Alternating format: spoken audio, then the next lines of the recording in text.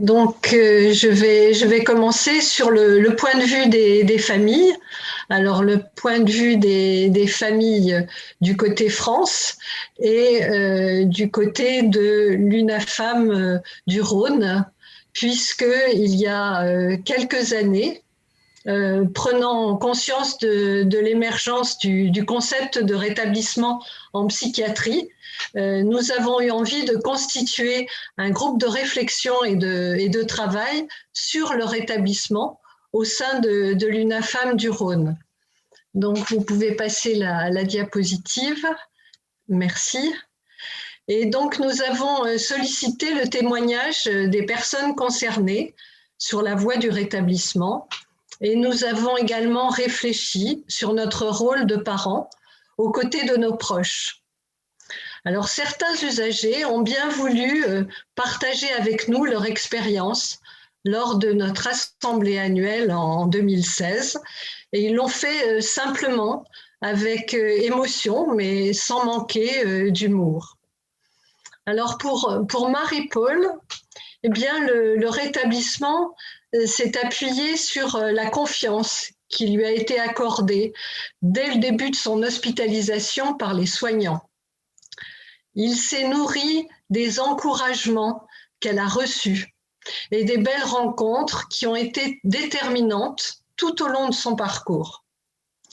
Ce fut d'abord la bienveillance d'une assistante sociale qui a cru en elle et lui a dit qu'elle était certaine que Marie-Paul pourrait y arriver, qu'elle aurait un appartement, qu'elle en était tout à fait capable, alors qu'elle-même n'y croyait pas. Et peu à peu, Marie-Paul s'est réapproprié sa vie. Elle a compris que cela valait le coup de continuer, comme elle dit. Et elle a reçu de multiples attentions des équipes qui l'ont suivie. Puis, un accompagnement s'est mis en place, pas à pas, sous forme de contrat entre elle et les professionnels. Elle a découvert ensuite les associations, les clubs, autant de lieux de rencontres conviviaux où elle a noué des liens forts d'amitié et finalement, elle a rencontré celui qui allait devenir son mari. Pour Fabrice, le rétablissement, c'est avant tout redevenir actif, avoir sa place dans la société comme tout le monde. Et cette expression revenait très souvent dans la bouche de Fabrice, être comme tout le monde. Et cela me fait penser à une expression que je me permets d'emprunter à Luc Vigneault dans un de ses écrits. Il a dit être une personne merveilleusement ordinaire. Et je pense que c'est ce que souhaitait Fabrice, être vraiment au milieu des personnes, comme toute personne. Et pour y arriver, il faut apprendre à gérer son stress pour sortir de chez soi, par exemple, en mettant au point des stratégies. C'est aussi peu à peu reprendre une vie sociale, avoir des amis, devenir membre d'un groupe d'entraide mutuelle, se sentir utile, reprendre confiance en soi. Envisager des projets professionnels et aussi des projets personnels. Fabrice s'est également marié depuis. Et nous savons combien la vie affective est tellement importante pour nos proches et peut les aider à croire en l'avenir. Alors, pour les personnes que nous avons rencontrées, le rétablissement, c'est construire par étapes une vie satisfaisante dans toutes ses dimensions et répondant aux aspirations des personnes. La diapositive suivante. Nous avons, dans ce groupe de travail, nous nous sommes aussi interrogés sur notre expérience de parents auprès de nos proches. Et là, vous voyez le témoignage d'Annie, qui est mère d'un jeune homme souffrant de troubles psychiques depuis de nombreuses années. Et ce témoignage résume bien le chemin que les familles doivent elles-mêmes parcourir. Annie souligne la fécondité des liens avec les professionnels, l'alliance thérapeutique qui se construit peu à peu et permet de mieux comprendre la maladie, les altérations qu'elle entraîne sur les capacités des personnes. Progressivement, la famille va apprendre à discerner les difficultés de son proche. Elle va acquérir de l'expérience. Elle va apprendre à réagir de façon appropriée face aux comportements parfois inattendus et complexes de son proche. Elle va trouver la bonne distance et la juste place pour être un appui tout en respectant les choix et les capacités des personnes. L'accueil par des bénévoles, pères aidants formés, ayant vécu ou vivant une expérience semblable et capable d'écouter avec bienveillance est essentiel pour se sentir compris et soutenu. Annie indique aussi que les ateliers d'entraide prospectent, les programmes de psychoéducation tels que Profamille ont eu une importance décisive sur son parcours de parent et d'aidant. Ils lui ont appris à faire face à la maladie dans la durée, à identifier en elle-même des ressources, à préserver sa vie personnelle pour maintenir un bon équilibre et ainsi contribuer au mieux-être et au rétablissement de son fils. Alors, au-delà des soins et des accompagnements médico-sociaux et sociaux qui sont indispensables, la famille se retrouve souvent en première ligne et elle est sollicitée au quotidien dans les moments les plus difficiles. Elle est donc une ressource cruciale pour faciliter le parcours d'établissement de la personne atteinte par la maladie. La diapositive suivante. Mais la famille est, elle aussi, fortement impactée par la maladie de son proche. Elle est en proie à des sentiments et des émotions intenses, telles que l'incompréhension, la culpabilité, la honte, la colère. Parfois, ça peut même aller jusqu'à la révolte. Pour éviter que cette situation s'aggrave, elle doit comprendre qu'elle doit changer ses propres représentations, accepter de se transformer et de se faire aider. Et c'est en prenant soin d'elle, en allant mieux elle-même, qu'elle sera en capacité d'aider et efficacement son proche et de devenir justement porteuse d'espoir pour l'avenir. Et dans les réponses aux questions ce matin, Marie Koenig a dit que les familles ont elles aussi besoin de se rétablir. Il est donc impératif qu'une aide aux aidants soit offerte à chaque famille de façon systématique et le plus tôt possible dès le début de la maladie de son proche et tout au long d'un parcours d'aidant aidé. L'accompagnement des familles est donc indispensable et ça, nous le savons bien à l'UNAFAM. Afin de mieux accompagner les familles et de les aider, bien l'UNAFAM a développé tout un ensemble de services basés sur la proche aidance réalisés par des pères aidants familles formés. Et ces services correspondent aux attentes et aux besoins des familles et sont adaptés aux différentes étapes de leur parcours.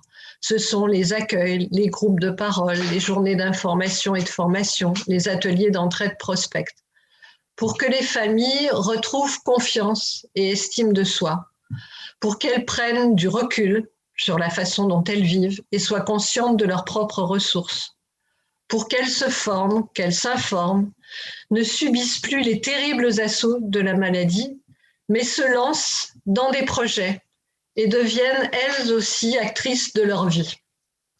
Et au service de l'UNAFAM s'ajoutent aussi les programmes psychoéducatifs qui sont dispensés par les professionnels du sanitaire. Alors, je vous en citerai deux. Il y a Bref, qui est conçu et co-construit en partenariat entre l'hôpital du Vinati à Lyon et l'UNAFAM du Rhône. C'est pour ça que ce programme me tient particulièrement à cœur, parce que nous y avons participé. Et c'est un programme unifamilial qui est destiné à répondre de façon donc individuelle aux questions de la famille, à dédramatiser la situation, à connecter les familles le plus tôt possible à un réseau d'aide. Et ce programme Bref est est en train de se diffuser un peu partout en France. Il y a aussi le programme Profamille, qui est un programme multifamilial pour l'accompagnement d'un proche souffrant de schizophrénie ou d'un trouble apparenté. Et il permet en particulier de comprendre les modifications du comportement de la personne aidée et de mieux maîtriser les techniques de communication avec le proche malade pour améliorer les relations avec lui. Et la psychoéducation, c'est vraiment un outil très précieux. Il est reconnu scientifiquement que la psychoéducation des familles, c'est la deuxième intervention, donc la plus efficace après les traitements médicamenteux. Donc la place des familles dans leur établissement de leurs proches est incontournable, d'autant plus que la famille y a été bien préparée et formée. Et à l'UNAFAM, eh bien, nous avons justement coutume de dire que les familles font partie de la solution. Elles sont là pour aider, accompagner le proche. Mais pour que le rétablissement devienne une réalité dans le champ du psychique, il faut aller plus loin. Et nous avons la conviction qu'il faut que chacun s'en empare, à commencer par les politiques publiques pour faire évoluer les structures, les établissements, les institutions. Et les projets territoriaux de santé mentale qui ont été évoqués ce matin par le professeur Franck Bellivier sont un des leviers de cette transformation. Ils ont pour priorité d'organiser un parcours de santé et de vie, de qualité et sans rupture, favorisant le rétablissement et l'inclusion sociale pour les personnes souffrant de troubles psychiques graves. Il prévoit l'accès précoce aux soins de réhabilitation psychosociale, aux accompagnements médico-sociaux et sociaux, et l'accès à toutes les dimensions de la vie quotidienne, c'est-à-dire au logement, aux études, à l'emploi, à la vie sociale, dans le milieu ordinaire. Le rétablissement, ça doit donc être l'affaire de tous les acteurs. Et la bonne nouvelle, c'est que la mise en œuvre des soins de réhabilitation psychosociale est en train de se développer dans l'ensemble des territoires, avec les programmes de soutien aux familles, dont nous avons parlé, au même titre que l'éducation thérapeutique du patient, la remédiation cognitive ou l'entraînement des compétences et des habiletés sociales pour la personne. Donc demain, l'espoir, c'est vraiment que davantage de personnes vivant avec un trouble psychique puissent bénéficier plus tôt des soins de réhabilitation et soient sur le chemin du rétablissement. Je vous remercie. Merci beaucoup, Marie-Andrée. Alors, je m'aperçois que je n'ai pas présenté Marie-Andrée. Donc, Marie-Andrée Mandron a rejoint l'UNAFAM en 2015 après avoir exercé sa carrière professionnelle comme chercheuse en microbiologie au CNRS. Elle est actuellement déléguée départementale du Rhône. Elle est mère de 3 enfants, dont un fils atteint de troubles psychiques, depuis plus de 15 ans. Elle a participé aux réflexions du groupe de travail de l'UNAFAM du Rhône sur le rétablissement. Alors, est-ce que maintenant Christiane Germain est arrivée? Je ne la vois pas encore dans nos panélistes. Donc, si Stéphane Cognon est prêt, on va passer la parole à Stéphane et on verra les questions à la fin donc, de cette table ronde. Stéphane. Oui, je suis là. Tu es là, c'est magnifique. Donc, je vais, si tu veux bien, te présenter brièvement. Oui, alors, je suis Stéphane Cognon. Donc, j'ai un parcours de santé mentale, on va dire. J'ai été malade quand j'avais 20-25 ans. Mais ce qui m'intéresse plus de vous raconter aujourd'hui, c'est plutôt l'histoire de mon rétablissement et puis mon implication dans la santé mentale qui est en fait assez récente. Je sais pas, tu veux que je commence comme ça ou tu as quelque chose Alors, je vais peut-être, on a un petit texte, hein, Stéphane. D'accord. Et tu vas avoir le plaisir de le dire, le petit texte de Stéphane. Donc, Stéphane Cognon, tu as 53 ans, marié, 3 enfants. Tu as obtenu la licence médiateur santé-père et tu travailles au GHU Paris. Dans ton poste, tu co-animes des programmes d'éducation thérapeutique du patient au centre médico-psychologique. Tu animes des ateliers à l'hôpital de jour et tu travailles également au C3RP, qui est le centre de remédiation cognitive et réhabilitation psychosociale au sein du GHU Paris. Tu as monté par ailleurs ta structure de père aidance en auto-entrepreneur. Tu travailles à l'élaboration, ou tu as travaillé peut-être à l'élaboration d'un programme d'éducation thérapeutique qui a été validé par l'Agence régionale de santé. Et tu témoignes, as témoigné sur de nombreux médias et pour des établissements publics et privés. Tu es au conseil d'administration de 2 associations et tu participes à la déstigmatisation des troubles psychiques.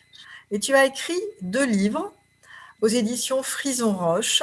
Je reviens d'un long voyage, Candide au pays des schizophrènes, qu'on voit actuellement derrière moi. Et plus récemment, je reviens d'un cancer du sein et comment je me suis rapprochée des femmes. Et tu es actuellement en train de travailler sur un 3e ouvrage, alors, traitant de la péridance. Voilà, merci bien pour l'explication, pour la présentation. Moi, ce que je peux raconter, c'est dans mon parcours de vie, en fait, de vie et de rétablissement, parce que pour moi, c'est lié, en fait, dans toute une évolution de vie. Moi, j'ai eu la chance, dans mon malheur, en fait, quand j'ai été malade vers 25 ans, on a réussi avec les traitements, j'ai pu ne plus avoir de symptômes positifs et avoir une vie, avec un travail en milieu ordinaire, voilà. Et puis de me reconstituer, par le travail, par le lien social, par l'amour aussi, parce que c'est ce qu'on a dit tout à l'heure. En fait, les piliers, pour moi, c'était le travail, la famille. Et puis, il manquait quelque chose. En fait, c'était vraiment. Je crois que dans toute cette première vie, en fait, il me manquait quelque chose. Et mon parcours de rétablissement n'aurait pas été complet si je n'avais pas eu, en fait, un rôle en santé mentale. Et ce qui s'est passé, c'est qu'il n'y a pas très longtemps, il y a 4-5 ans, en fait, moi, j'étais dans le cabinet de la psy et dans le cabinet de la psy, en fait, je revendiquais. Quand on parlait de schizophrénie, parce que c'est mon trouble, quand on parlait de schizophrénie, quand on parlait de tous ces faits divers, quand j'étais à la machine à café avec les collègues, eh ben, je ne pouvais pas m'empêcher de parler, de réagir, mais en même temps, il fallait que je me protège parce que j'étais pas assez fort pour revendiquer justement ce trouble. Et puis, arrivé, voilà, avec les années, la sagesse, et puis l'envie de faire quelque chose de ma vie, vraiment. En fait, au niveau professionnel, ça me correspondait plus. J'ai écrit ce petit récit et avec recul, c'est un ton, mon ton, en fait, ma vision des choses. Et petit à petit, j'ai eu j'ai été approché en fait par des associations. J'ai travaillé avec des associations pour la déstigmatisation de la santé mentale. J'ai commencé à parler avec des usagers, enfin des personnes souffrant de ce trouble. J'ai senti que en fait j'avais de l'empathie et en fait ce que j'avais traversé, ça pouvait servir à quelqu'un d'autre, à d'autres. Et tout ça s'est fait assez naturellement. J'ai entendu parler de la pérédance. Petit à petit, et il y a eu 2 challenges. J'avais pas été très fort dans les études. Peut-être que c'était déjà mon trouble, mais peut-être que c'était aussi parce que ça m'allait pas, la façon de l'éducation nationale me correspondait pas. Et en fait, il y a eu 2 challenges. Il fallait que je reprenne mes études. J'ai entendu parler de la licence médiateur santé-père, donc qui est une licence qui se passe à la Sorbonne. il faut avoir bac+2. Pour moi, j'ai eu une équivalence bac+2 parce que j'avais pas mon bac+2, mais j'ai pu la faire. Et il fallait donc reprendre ses études. Donc ça, c'était un vrai challenge pour moi, repartir sur les bancs de la fac, enfin repartir, y aller parce que j'y avais pas été. Et et c'était apprendre, mais apprendre d'une manière concrète, d'apprendre un métier et puis de partager cette licence, cette promotion avec. On était 33, dites 33 pour cette licence. Et il y a eu quelque chose d'incroyable qui s'est passé entre nous. En fait, on s'est retrouvés, on s'est compris et on a suivi donc cette formation de père aidant, de médiateur santé-père. Et ça a été pour moi une révélation, aussi bien au niveau de l'apprentissage que du métier. J'ai appris petit à petit à faire mon métier. Donc, je suis au GHU Paris, au pôle 15, qui est un pôle très dynamique. Et j'ai appris petit à petit, j'ai eu des déclics, en fait, j'ai compris comment être complémentaire de l'équipe de soins. C'est pas toujours facile parce que c'est un métier particulier. J'ai été assez bien accueilli au sein du pôle 15 et du GHU. J'ai pas ressenti l'animosité. On m'a même demandé, alors c'est pour vous dire, je ne sais pas si vous connaissez un petit peu l'histoire, mais l'histoire de la pérédance en France et des médiateurs santé-père. Il y a 10 ans, quand il y a eu premier diplôme universitaire de pérédance et les premiers qui ont été dans les institutions, il y a eu une grève du personnel soignant. Ils ont été complètement rejetés, hein, et c'était il y a que 10 ans. Il y a eu depuis 4 ou 5 promotions. Et inversement, en fait, moi, on m'a dit « Ah, mais c'est super, père aidant, tu es un patient, etc. » On attendait énormément de moi. Et c'était même un petit peu paniquant parce que moi, j'apprenais mon métier en même temps que je le faisais. Et j'étais en même temps à la fac et on me dit, bah voilà, t'es père aidant, qu'est-ce que tu fais maintenant? Qu'est-ce que tu nous proposes? Et c'était donc, je savais pas trop. Et puis petit à petit, en fait, ça s'est fait et ça s'est vraiment, là, ça va faire bientôt 2 ans que je suis là. Et ça s'est vraiment accéléré. Je suis complètement à ma place. J'ai des nouveaux projets tous les jours. Et au niveau donc du GHU, ils ont mis en place en fait un partenariat patient.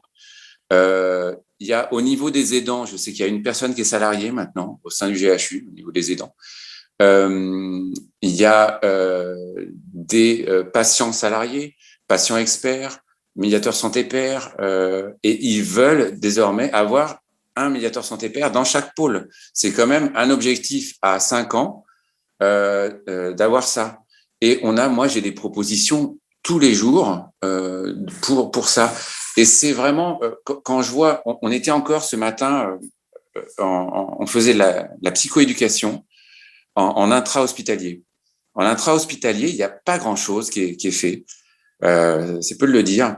Et on est plusieurs à penser que le rétablissement, il peut être déjà commencé en intra-hospitalier. Et ça, on a tendance à l'oublier parce que c'est une période de crise. Mais en fait, il n'y a pas que ça. On peut déjà commencer je sais pas, Luc pourra peut-être dire quelque chose après avec toute son expérience par rapport à ça, mais je pense qu'on peut déjà commencer à penser rétablissement et utiliser ce temps de l'hospitalisation pour imaginer la suite et le rétablissement. En tout cas, pour moi, en fait, ce métier, et puis moi j'en parle, je fais de la pub pour ce métier, on va essayer de recruter des patients pour ce métier. Moi, ça a été dans mon rétablissement et pour ma vie, enfin pour mon équilibre, pour mes enfants quand ils me voient partir au boulot, ils sont très fiers de leur papa qui va soigner des gens.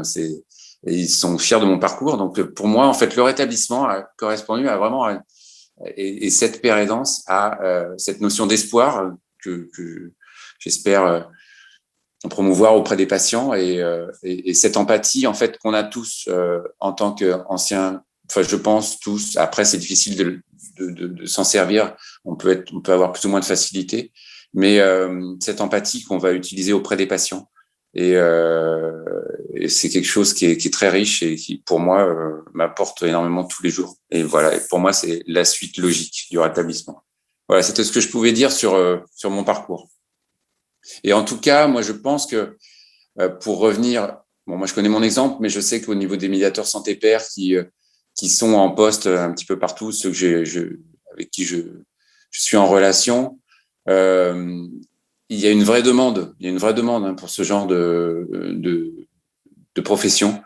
Et donc, je pense qu'on va dans le bon sens. Voilà, pour ça. Voilà ce que je pouvais vous dire.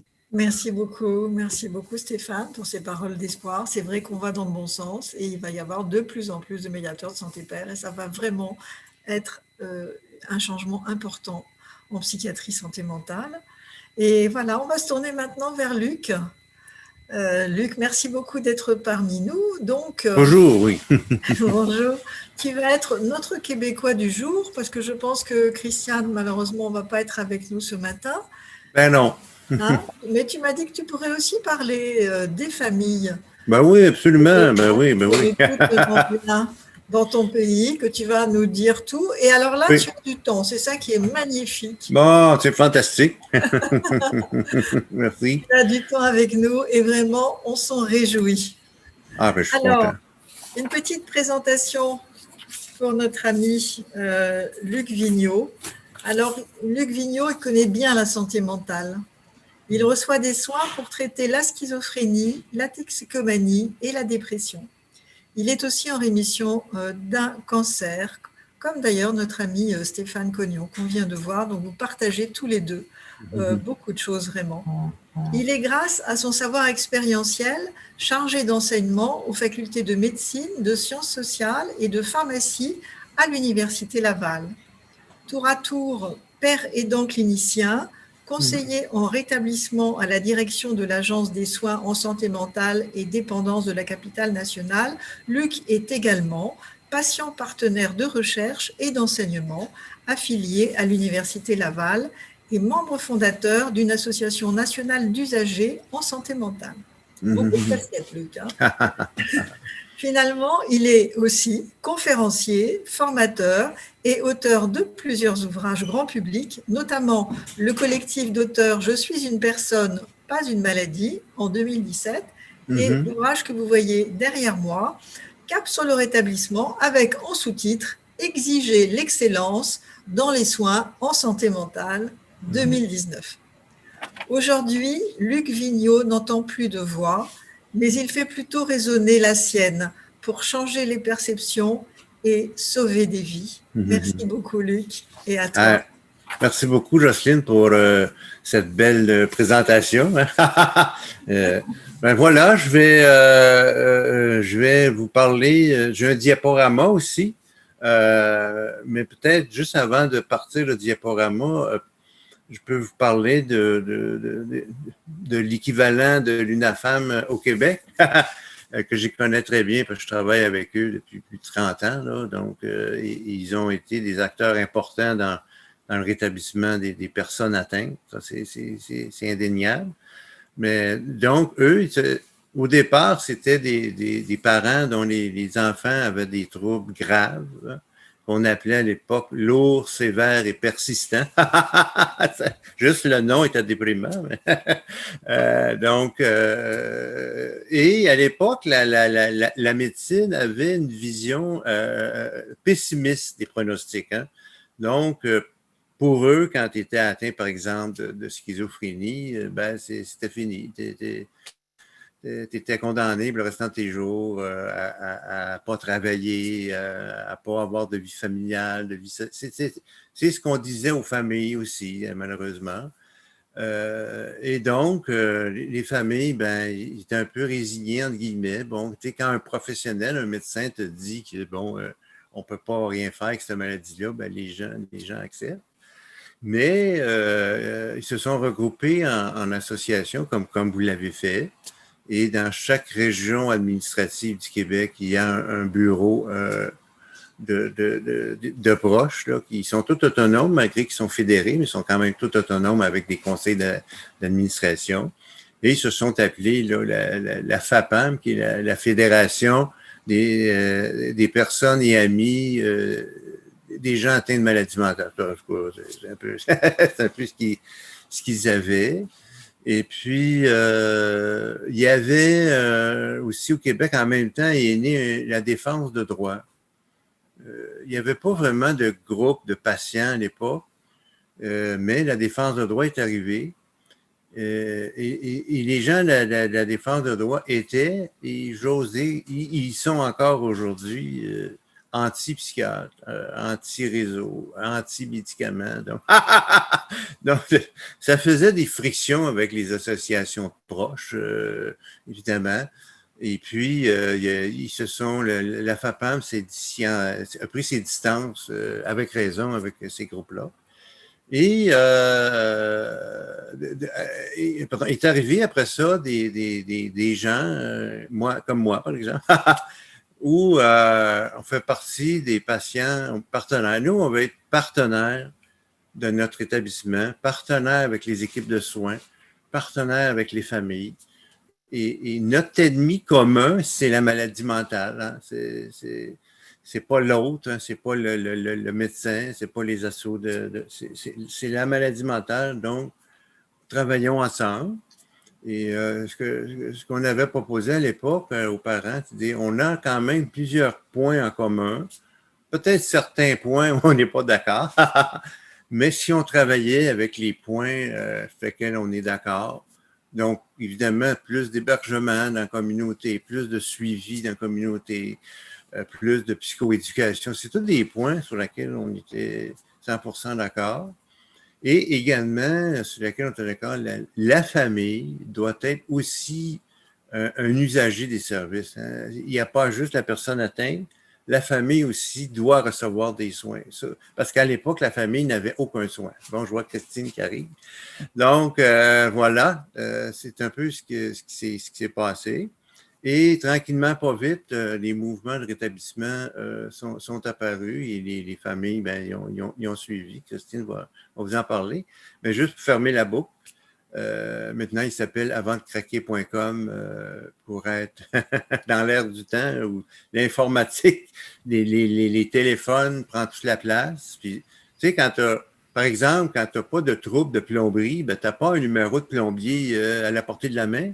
Alors, la même chose, quand tu n'as pas de trouble de santé mentale dans ta famille, tu n'as pas nécessairement un numéro proche. Alors, l'idée que je trouve géniale aussi, avantdecraquer.com, c'est facile à retenir, puis les gens peuvent avoir de l'information. Alors, voilà. J'ai un peu parlé, là, Merci Christiane. beaucoup. Alors, Luc, ce que je te là, maintenant, propose... Oui, est-ce que tu veux lui laisser la parole? Voilà, ce que je te propose, c'est qu'on va laisser la parole à Christiane. Tu as D'accord. commencé d'ailleurs à parler des associations de famille, donc tu as fait une bonne partie du boulot. Et ensuite, tu peux prendre la parole avec ton diaporama. Est-ce que ça te va? Ah, absolument, absolument. J'ai aussi hâte de l'entendre. Alors, Christiane, on est content de vous accueillir. Donc, Christiane, vous nous avez dit que vous êtes parent d'un enfant de 37 ans qui est atteint de schizophrénie depuis l'âge de 18 ans.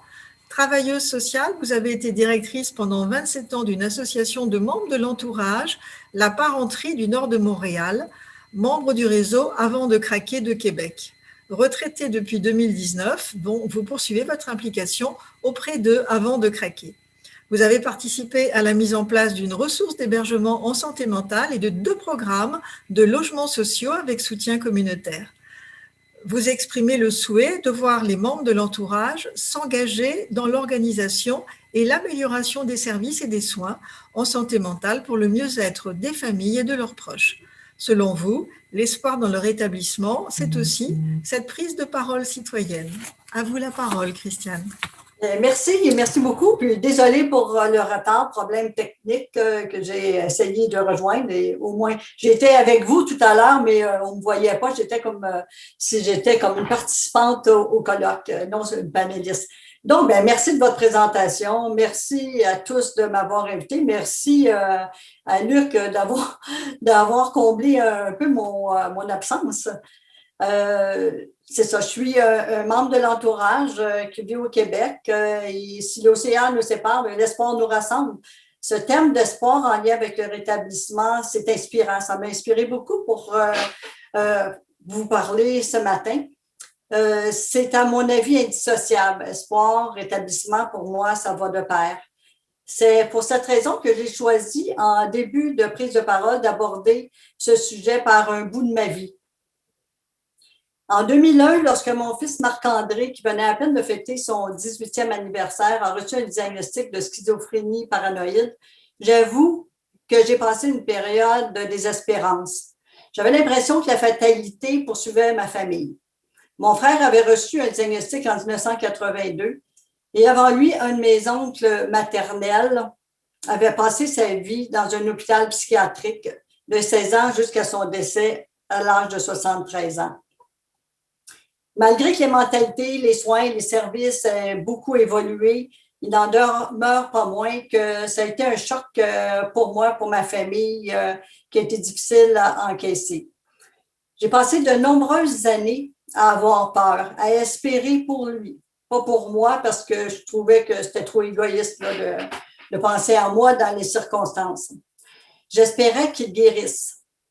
J'espérais qu'il n'entende pas trop de voix, qu'il ne subisse pas les préjugés, qu'il puisse avoir une vie intéressante, qu'il puisse travailler ou étudier, tout ce que finalement, jeune est en mesure d'attendre de la vie, quoi.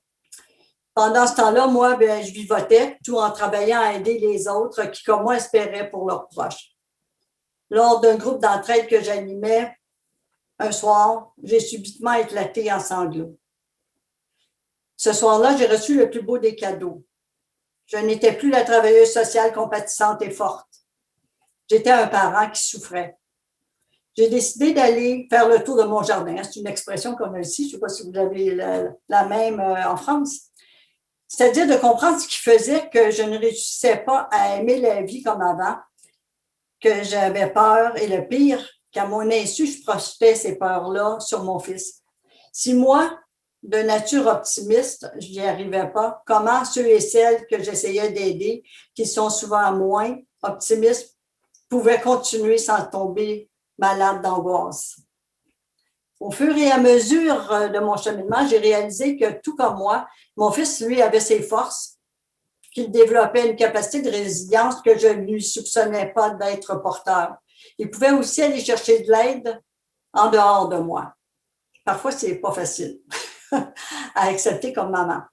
Que son parcours de rétablissement lui appartenait et qu'il serait certes différent de ce que j'avais espéré pour lui. Il pouvait tout de même avoir une vie intéressante si je lui laissais peut-être un peu d'air. Je n'étais pas indispensable à son rétablissement. J'en faisais partie comme plusieurs autres acteurs. Et puis, la paix en moi est revenue tranquillement. Et j'ai recommencé à profiter de ma vie et lui de la sienne, à sa façon, avec les symptômes, ses activités, son monde intérieur qui n'est pas le mien et avec lequel il apprend à transiger. En ce sens-là, je pense qu'on est tous un peu toujours en apprentissage tout au long de notre vie. Oui, l'espoir. L'espoir est un élément déterminant dans le rétablissement des familles et de leurs proches. Il maintient la motivation et les attentes, mais auparavant, il faut se rétablir soi-même pour être capable d'insuffler cet espoir chez nos proches. En un mot, il faut y croire réellement pour que notre proche y croie aussi. Si je vous raconte les péripéties d'une tranche de mon histoire, c'est pour dire que nous, les parents, les membres d'entourage, avons tous plus ou moins besoin de nous rétablir. Tout comme pour nos proches, cette démarche est personnelle, singulière. Il n'y a pas une personne qui se rétablit de la même façon. C'est un droit fondamental qu'on doit préserver. D'ailleurs, ce terme de rétablissement, on le doit au travail incessant de nos proches qui vivent des problèmes de santé mentale. Le terme est apparu en 2005 dans les politiques en santé mentale au Québec. Le rétablissement est maintenant inscrit et reconnu au Québec dans le plan d'action santé mentale 2015-2020. Dorénavant, on parle de rétablissement personnel qui mise sur les forces des individus plutôt que sur les manques, les symptômes, tels que dans la vision du rétablissement clinique antérieur. Luc Vigneault, qui avait commencé à vous en parler, va poursuivre après mon intervention. Il va en parler avec beaucoup plus d'éloquence que moi, je peux le faire. Le rétablissement des familles. J'y reviens, je vous apprends rien quand je vous dis que nous vivons beaucoup de déceptions, de souffrances, de difficultés à faire avec les problèmes de santé mentale l'un des nôtres. Pourtant, tout comme moi, beaucoup de parents peinent à reconnaître cette souffrance qui devient à la longue insoutenable. Les familles peuvent aussi vivre une forme de stigmatisation par association. Et oui, malgré un net avancement dans les pratiques, les mentalités, il reste encore beaucoup à faire pour éradiquer les étiquettes, les stéréotypes, les préjugés. Une petite gorgée d'eau. Le réseau Avant de craquer, qui est la fédération regroupement des 43 associations du Québec, a développé un modèle, le modèle CAP, client, accompagnateur, partenaire. Peut-être que vous en avez déjà entendu parler. Sur ce modèle de base, se basent les principes essentiels du rétablissement des familles. Nous avons besoin parfois de soutien des professionnels, d'où le concept, le C de l'acronyme CAP pour client. Nous utilisons les services au même titre que nos proches et que tout citoyen. C'est aussi C comme dans cœur. Cœur pour prendre soin de soi, de ses émotions et de notre capacité à développer la compassion envers soi-même. L'aide de nos pairs dans nos associations de famille est un atout indéniable pour y parvenir. Nous allons y puiser l'énergie pour poursuivre notre route tout en aplatissant les obstacles qui s'y trouvent. C'est là qu'on passe de l'impuissance à la prise de pouvoir sur notre vie. En se rétablissant, on prend conscience de soi et des autres. On apprend à devenir les A du modèle CAP, accompagnateurs du réseau Avant de craquer. Nous pouvons reconnaître que tout comme nous, nos proches ont leurs spécificités, qu'ils peuvent avoir des besoins et des désirs différents des nôtres et qu'en conséquent, ils font de leur rétablissement sur ces assises. Nous pouvons les soutenir dans leurs désirs, dans leurs objectifs de vie. Et comme je vous le disais précédemment, ça ne passe pas nécessairement par un retour à un état antérieur à leurs difficultés. On ne parle pas ici nécessairement de guérison, si même parfois ça peut arriver. Pour certains parents, membres de l'entourage, le processus de rétablissement s'arrête ici. Ils ont trouvé l'équilibre dans la tourmente. Pour d'autres, ce parcours ouvre la porte sur le désir de faire avancer les mentalités, de changer les pratiques et transformer les soins en santé mentale. Pour ces personnes, c'est dans ce lieu où se loge l'espoir. Ils deviennent alors les P, partenaires du modèle, à part entière dans l'organisation des soins en santé mentale. On les retrouve là où les décisions se prennent. Par exemple, sur certains comités, sur des tables de concertation. Ils portent non seulement leurs paroles et leur savoir expérientiel, mais ils sont le porte-voix de tous les membres de l'entourage. Un peu avant, je vous disais qu'il fallait supporter les désirs et les buts de nos proches. Mais une fois cela nommé, et pour faire en sorte que ces souhaits se concrétisent, il faut que les mots se transforment en action. À notre avis, pour maintenir l'espoir, cela prend un petit coup de pouce. Et tous peuvent y mettre du leur. Les professionnels de la santé comme les gestionnaires, les décideurs politiques, les familles, les membres de l'entourage et bien sûr nos proches. Toutes les sphères de la société sont concernées. Les milieux de travail, de l'éducation, de l'habitation, toutes doivent être contaminées par nos valeurs.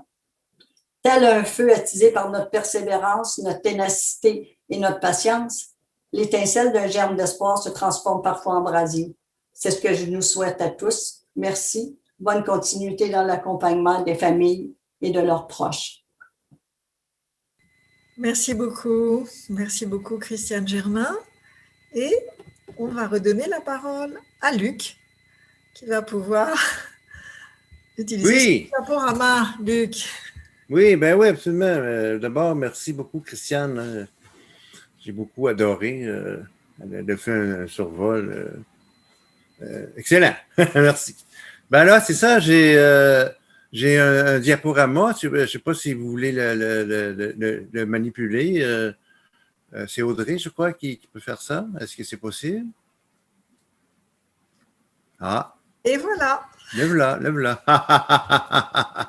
Donc, voilà, il n'est pas en plein écran, là, mais ben voilà, merci. Donc, voilà, j'ai beaucoup réfléchi à comment j'étais pour vous adresser la parole aujourd'hui. Bon, puis on s'est parlé aussi avant. Et Stéphane, curieux hasard, hein, on a un parcours semblable, ce qui fait qu'on se retrouve tous les deux sur une recherche maladie mentale grave et cancer. Et oui, pour le GHU Maison-Blanche à Paris. C'est une recherche nationale française. Et le hasard fait que on s'est vu la semaine passée et là, on se revoit encore. C'est fantastique. Donc, voilà, je vais vous faire. Moi, je vais vous parler du savoir expérientiel que j'ai acquis pendant les années. Parce que pour moi, c'est le savoir, mais c'est le pouvoir. Hein? Donc, c'est pour ça que pour moi, c'est important de comment maintenir l'espoir. Ben, c'est par le savoir. Parce que les mots influencent beaucoup les gens. Puis, j'ai écrit justement un article, les mots qui tuent des professionnels de la santé, que j'ai beaucoup entendu et que j'entends encore malheureusement. Moins, mais malheureusement, c'est encore là. Moi, j'appelle ça l'héritage asilaire. Oui, parce que on avait des asiles, vous autres comme nous autres, on les a fermés, on les a transformés, mais il reste un héritage qu'on a de la misère à se débarrasser. Alors, il va falloir travailler fort. Alors, des mots comme vous êtes fini, hein, il n'y a rien à faire. Travaillez, oubliez ça. Vous devez apprendre à vivre avec. Où on voit dans les journaux, ils sont tous dangereux. Tu ne guériras pas, etc. Imaginez quand tu entends ça comme personne atteinte, qu'il n'y a rien à faire, ben, pourquoi je me lèverais le matin? Hein? Pourquoi je ferais l'effort d'aller chercher de l'information s'il n'y a rien à faire? Alors, c'est pour ça que c'est important. Puis la même chose pour les proches. Hein? Si les proches entendent tout le temps qu'il n'y a rien à faire, ben, ça vient désespérant. Donc, j'ai réalisé aussi, parce que j'ai longtemps pensé que j'étais d'intelligence inférieure à la moyenne, que j'étais un con, finalement. Je ne comprenais pas des choses. Et à travers le savoir expérientiel, dans les recherches que je fais, on a découvert que 80% des personnes qui font une psychose restent avec des troubles cognitifs. Et c'est là, parce que moi, on ne m'a jamais parlé de ça. On ne m'a jamais soigné pour ça. On ne m'a jamais dit dans toutes les cliniques de soins que j'ai fréquentées, on ne m'a jamais parlé de ça. Et là, je découvre ça, je vous le dis, là, ça fait à peine 2 ans que j'ai découvert ça. Qu'est-ce que c'est les problèmes cognitifs? Ben, c'est des problèmes d'attention, de concentration, de mémoire, des problèmes de fonction exécutive, cognition sociale. Hein? Marie-André a parlé de cognition sociale. En fait, c'est on reste avec un certain handicap on a de la difficulté à interpréter le non-verbal. On ne décode pas le non-verbal. Vous savez, il y a des non-verbales qu'on connaît. Là, si je fonds des sourcils comme ça, c'est parce que, soit je suis fâché ou je me pose des questions. Si je parle à quelqu'un puis il vient comme ça, ben, je vais tout de suite comprendre. Oh, il ne comprend pas, là. Mais on a perdu cette capacité-là de comprendre ces signes-là. La mémoire, mais mon Dieu, on cherche, on ne trouve pas. C'est des problèmes cognitifs. Et tout ça, imaginez-vous la beauté, c'est que ça se traite, ça se soigne. C'est un peu ça que je peux vous dire quand on parle d'exiger l'excellence dans les soins en santé mentale. Ben, exiger qu'on en parle, que vous soyez soigné.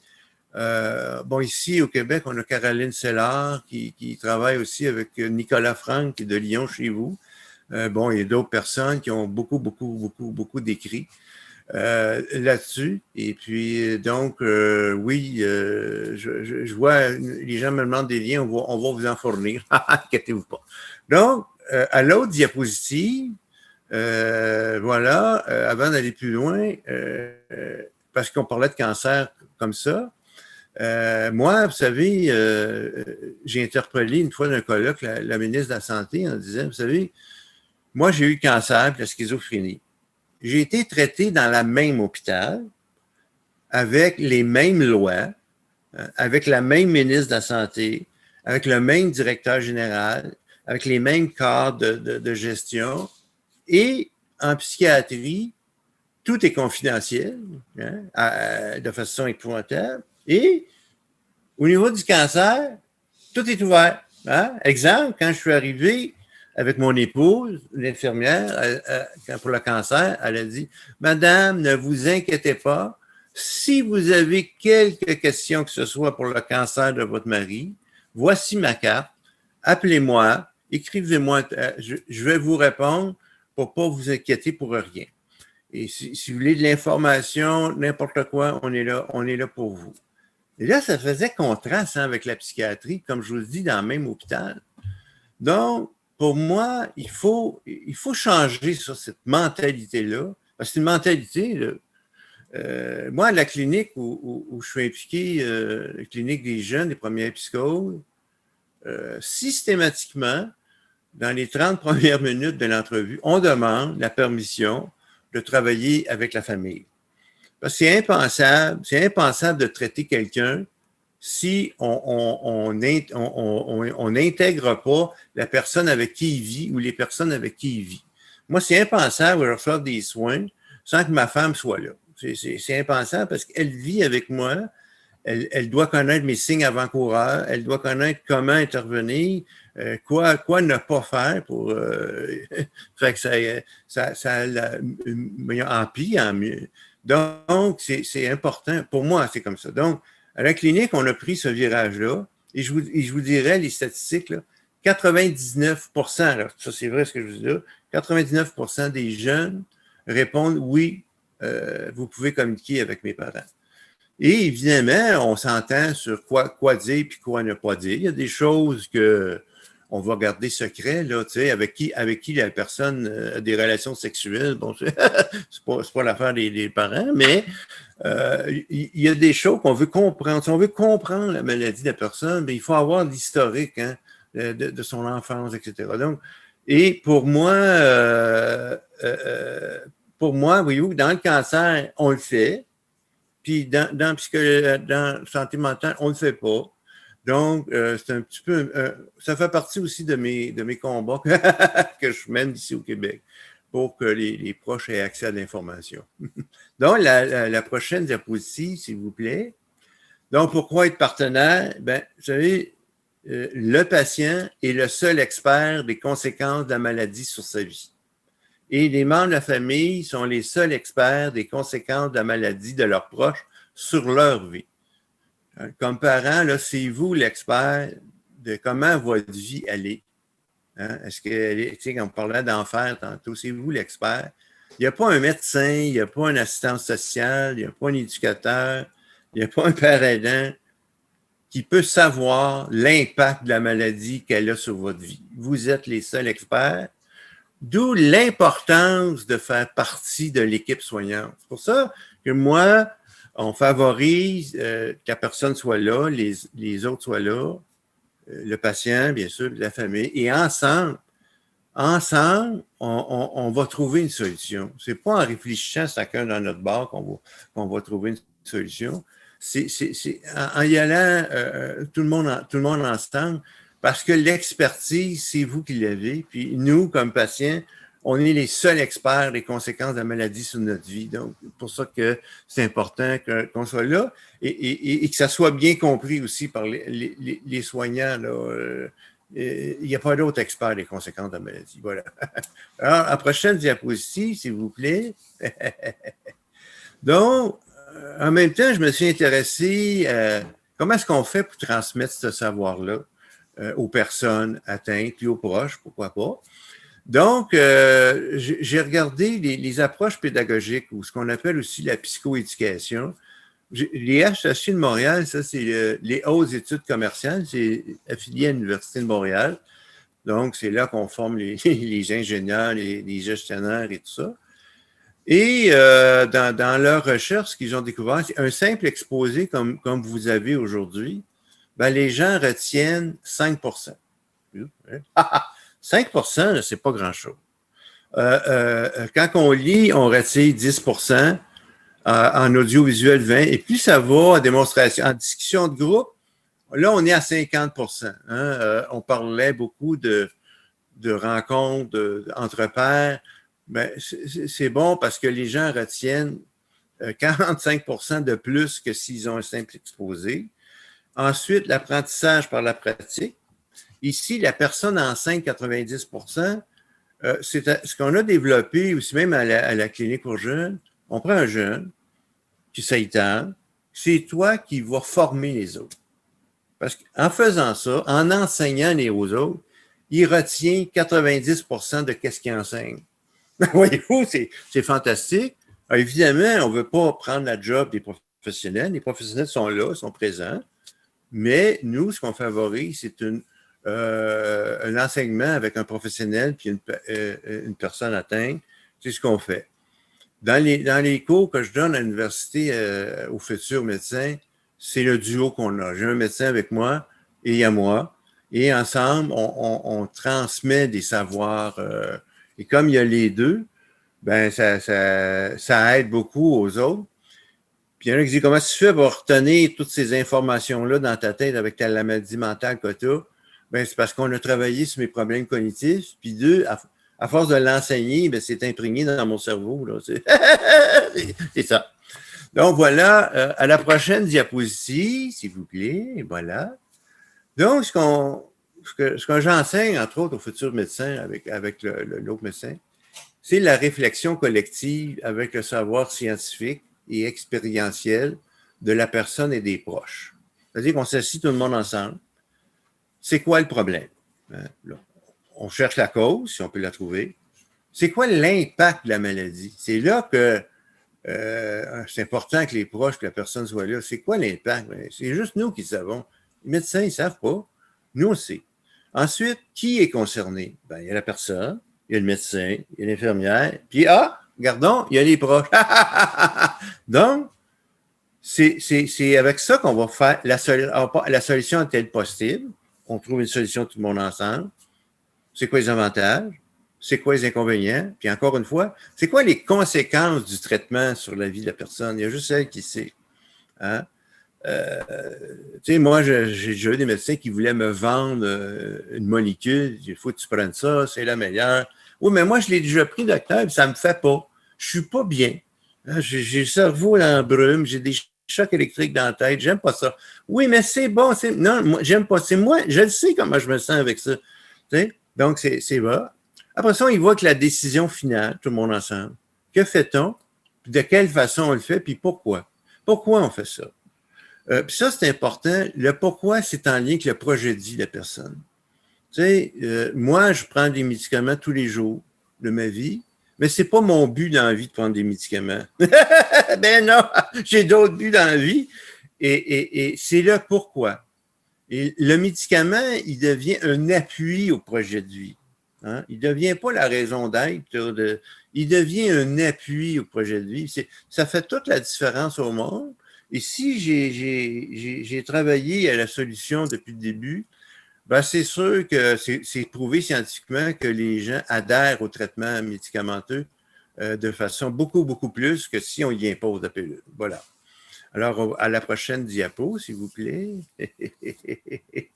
D'autres choses que j'ai réalisées, pourquoi que les gens ne se lèvent pas le matin, imaginez-vous donc, les personnes diagnostiquées schizophrènes, autres troubles graves, une personne sur deux ont des problèmes d'apnée du sommeil. Alors, qu'est-ce que c'est l'apnée du sommeil? C'est tout simplement qu'on arrête de respirer pendant qu'on dort.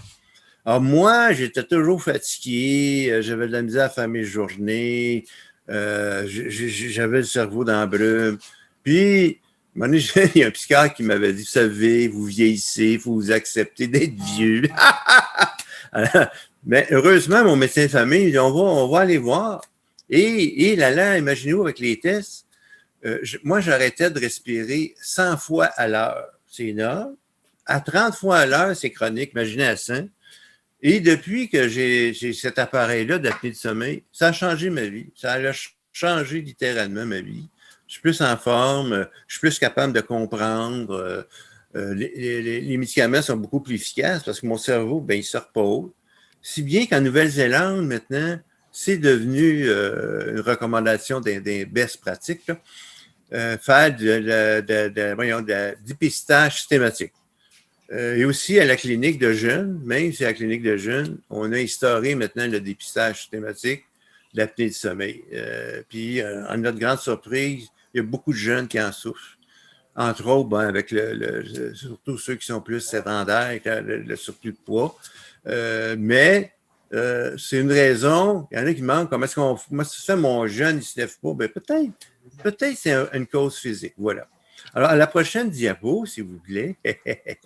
Donc, en résumé, les 4 piliers du rétablissement selon la littérature scientifique qu'on a ressassé, rebrassé, ben, il y en a 4 fondamentales, qui est l'espoir, l'appropriation du pouvoir d'agir, le travail et je vais finir par la famille.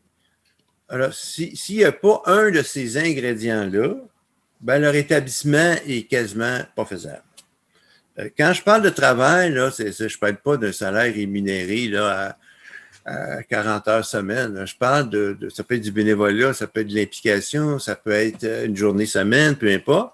Parce que le travail là, ou l'implication, ça régularise nos vies.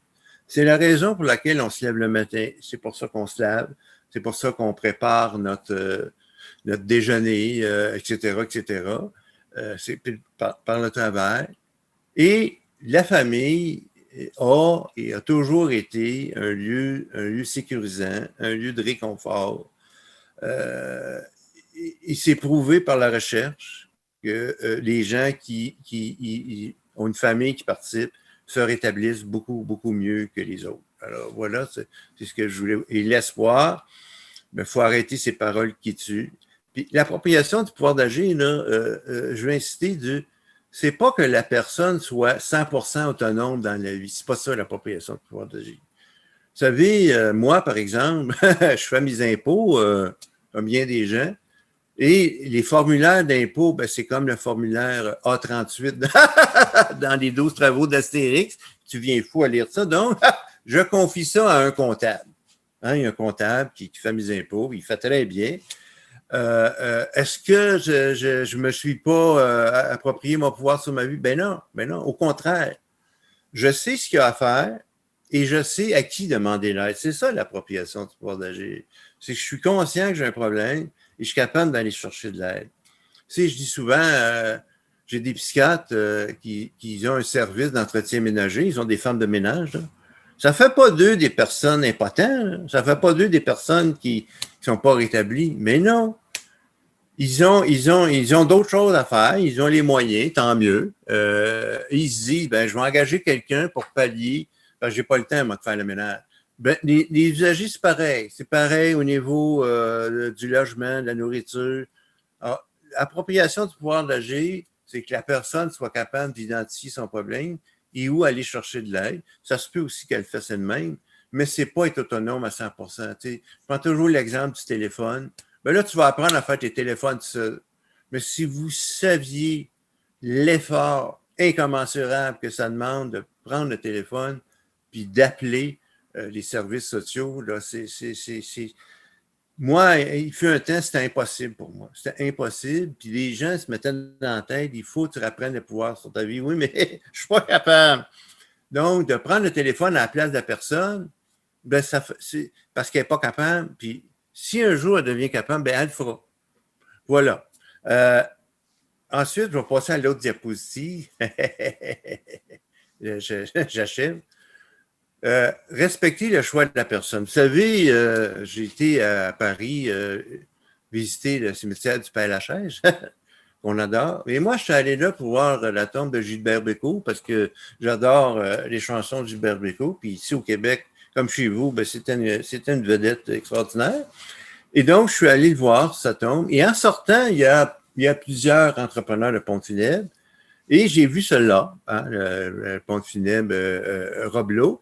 Et dans la vitrine, c'est marqué « Respectez vos volontés, c'est notre métier. » Eux, là, ils font ça avec des morts. Ils respectent la volonté des morts.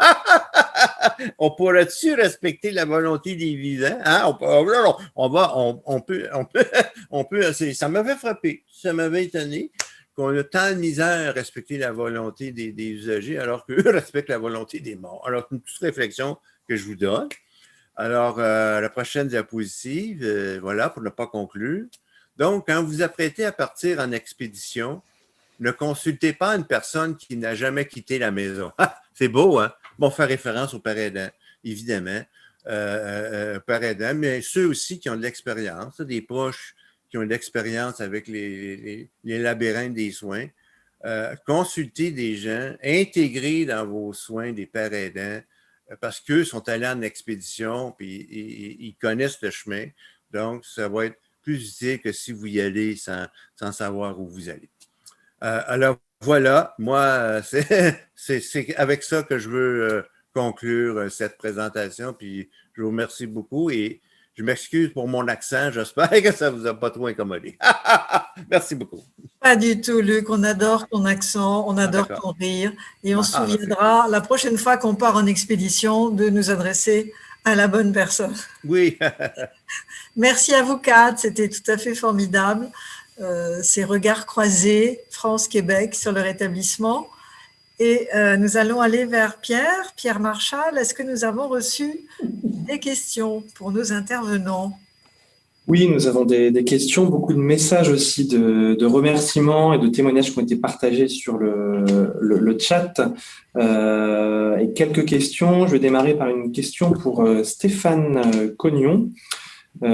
Stéphane, vous sentez-vous guéri aujourd'hui ou seulement rétabli, ce qui bien sûr est déjà formidable?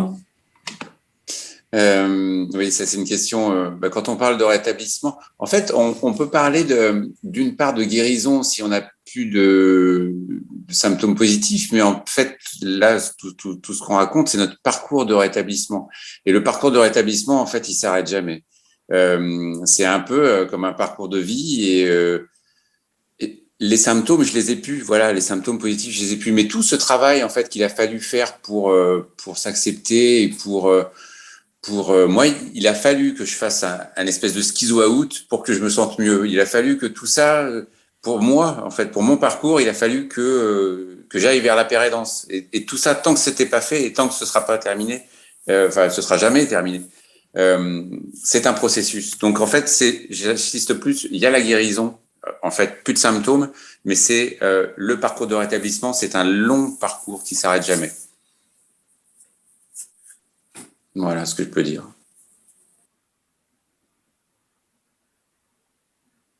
Merci. Deuxième question qu'on va vous poser.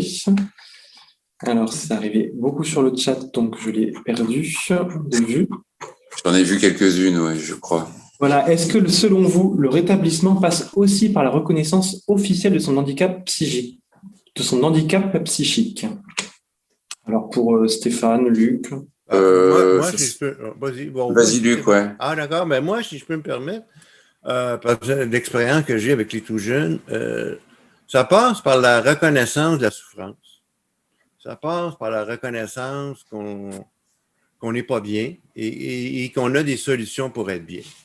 Reconnaître l'handicap, ça vient plus tard. Pour moi, là, c'est un peu. Puis moi aussi, quand on m'a dit veux-tu arrêter de souffrir? Oui. Puis tu sais, quand tu as 18-19 ans, te faire dire que tu as une maladie mentale, mais c'est dur, c'est difficile parce que vous savez qu'il y a énormément de préjugés. Donc, voilà. Moi, c'est sûr qu'aujourd'hui, bon, j'accepte volontiers de parler d'handicap ou de maladie, ce que vous voulez. Mais au début, la maladie, enfin, moi, ce que j'ai remarqué, c'est évitons de leur rentrer de force dans la gorge qu'ils ont un handicap. Parlons plutôt de souffrance puis qu'on peut les aider. Merci. Stéphane, tu veux rajouter? Non, oui, je vois quand les personnes justement doivent, tu sais, faire des reconnaissances de handicap et qu'elles veulent se réinsérer professionnellement. Et la question de se dire, est-ce que je parle de mon handicap? Tu vois, c'est des choses comme ça, alors qu'ils peuvent. C'est souvent une question qu'on a et c'est vraiment, alors là, pour le coup, toujours la personne, ou alors elle va faire parler de son handicap et donc avoir peut-être une place, un poste adapté, tu sais.